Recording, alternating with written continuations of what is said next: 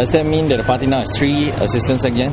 Yes, we have our first assistant secgen, which is Wilfred Leong, and our second assistant secgen, which is Jason Leong, the incumbents, and they've just nominated me as the second assistant secgen. That's right.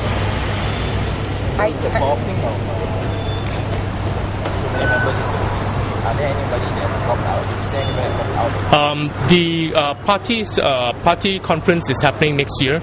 So basically, at this point, it's co-opting members in until the party conference next year, where there will be changes officially made to the CEC. So for now, it's the current incumbents plus those of us who've just been co-opted in. Are there any other new CEC members? Yes, apart from myself, there is Jimmy Lee that's being brought in because he's heading up our youth wing, and Mr. David Tan that's also been brought in because he's heading our SME Businessmen Affairs Bureau. How the virtual MPS session work? Well, we're in the process of setting up a virtual MPS, literally, where hopefully it will look like Mr. Cham's little cubicle, and we're hoping that members of the public will be able to go online, interact with us. We're looking at options like a live blog or a Q&A where you could submit a question and we get back to you. So we want to be able to meet citizens online, which will then go beyond constituency boundaries. So we hope to be able to service all Singaporeans regardless of constituencies or political affiliations. It seems you're saying about growing the party. What is the size that you're looking at? As we've mentioned in our press release, we have 500 brand new volunteers who step forward that we're recruiting in.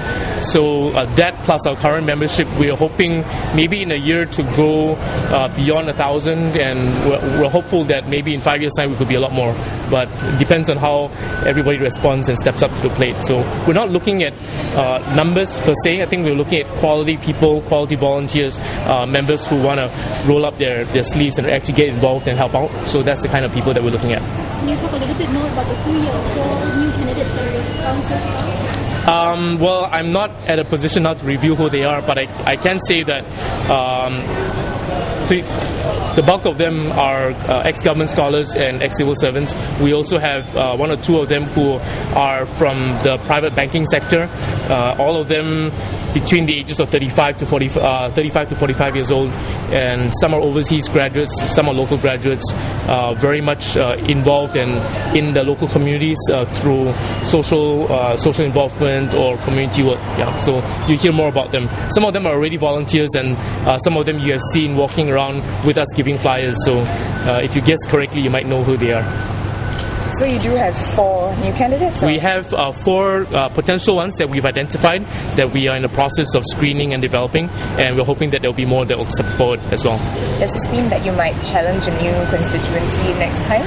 Well, we really don't know in the next election how the lines will be redrawn, so it will be difficult to say. But assuming that nothing gets redrawn, we are still looking at making sure we compete again in Potong Pasir, in Bishan-Toa Payoh, as well as in Hong Kong. But if you have more candidates, then would they replace the current people? That would probably have to be a decision we take internally along the way.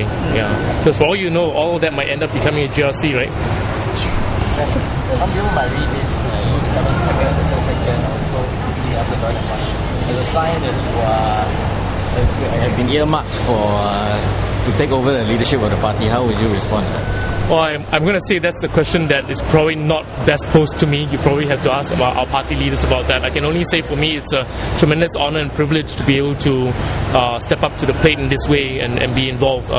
For me, it's a tremendous demonstration of trust in me, and I want to be able to handle that responsibly and play my role. So for now, my main responsibility within the party would be to make sure that the 5-year comeback master plan kicks in and builds up speed from now until the next general elections. As far as MPS and the office sites are concerned, what sort of timeline are we looking at? We already have volunteers who are real estate agents looking out for property for us. So we're hoping probably within the month to be able to find retail or commercial property locations in Bishan, in Toa Payoh, in Potong Pasir, and setting up our offices. So I think it will depend on what places we find, how much renovation that needs to be done. We're hoping that by 2 months' time we'll be able to kick in and get the MPS going. Having said that, we already have residents in private landed estates and condominiums who are arranging for neighborhood parties and block parties to invite us. So the actual MPS outside of those premises within the community is already starting. Will there be any attempt to use the old MPS site in Potong Pasir? I think that's something that our party would probably put up to Mr. Sito to ask if that current site where Mr. Chiam has met his residents for so many years can be retained, and for Mr. Chiam to still be able to use it. We respect the fact that that's a decision that Mr. Sito needs to make, so we'll wait and see what happens out of that. Community Foundation and the Policy Working Group, that seems like a modeling of the PAP. Is this a backhand compliment to how PAP is being done? Well, I think firstly, we've always in our public rallies complimented the PAP and said that they've done a really good job in many areas. So we are not at all trying to say that just because it looks like the PAP that is wrong. I think a party needs to have certain core functions, and a policy working group is very much critical to a party's credibility. So setting that up, I think, is only natural. I believe a lot of my opposition colleagues in the other opposition parties will also have a similar policy group of some sort that work with them. So yeah, I think that's definitely where things are going. In terms of some of the other functions that we set up, whether it's the women's wing, youth wing, it's terms that people are familiar with and can identify with, so that's the term that we're using now. But some of the new terms that we've used, for example, we've started an SME Businessman Affairs Bureau. Now that's new to a lot of people, and we're hoping that would define a unique segment of shopkeepers and hawkers and people who run their own businesses who are really struggling and falling into the gaps, and we can reach out and understand them more. But you're heading the policy working group instead of Mrs. Chan, who is in Parliament. So would you be the brains behind what Mrs. Chan said? Well, I am heading the policy working group in coordinating what will come out of it. The policy working group really is a coordination and a digesting group, because a lot of the inputs that will go into that will come from our dialogue sessions on the ground, the MPS sessions, and across each of our working groups, like our Malay Bureau, our youth wing, our women's wing. Mrs. Chiam is definitely a part of that policy working group together with some other CEC members, so she would very much be the voice in Parliament for some things that come out of that.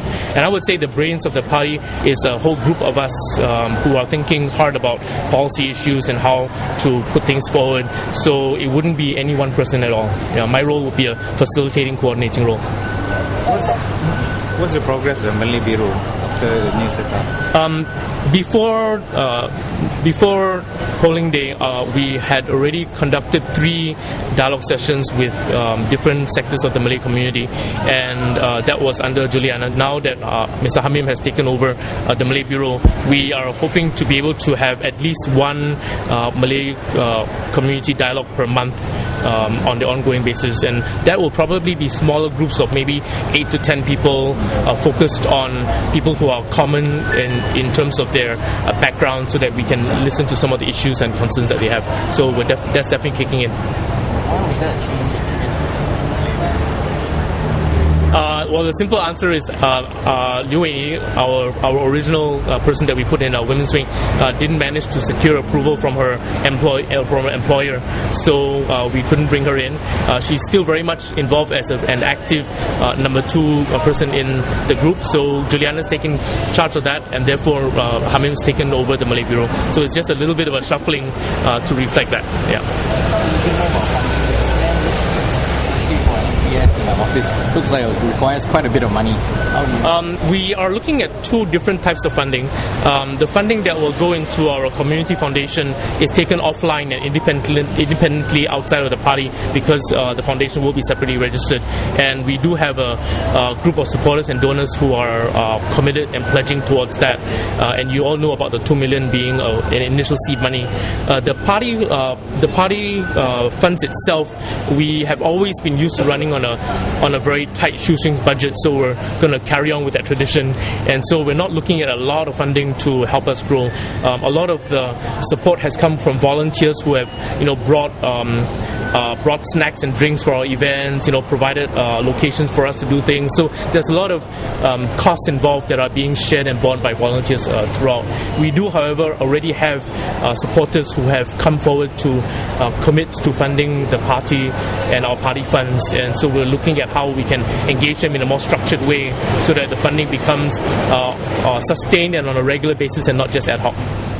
Then Mr. Chung will still be the Sec-Gen, but will we be seeing any change in capacity that he'll be playing for SPP, Mr. Chung? I think they were not looking at any changes from now, at least for a year, until our party congress next year. When the party congress comes next year, I think after a year's worth of feeling the ground and moving forward, there might be some changes, there might not be. I think we'll have to wait to see what happens then.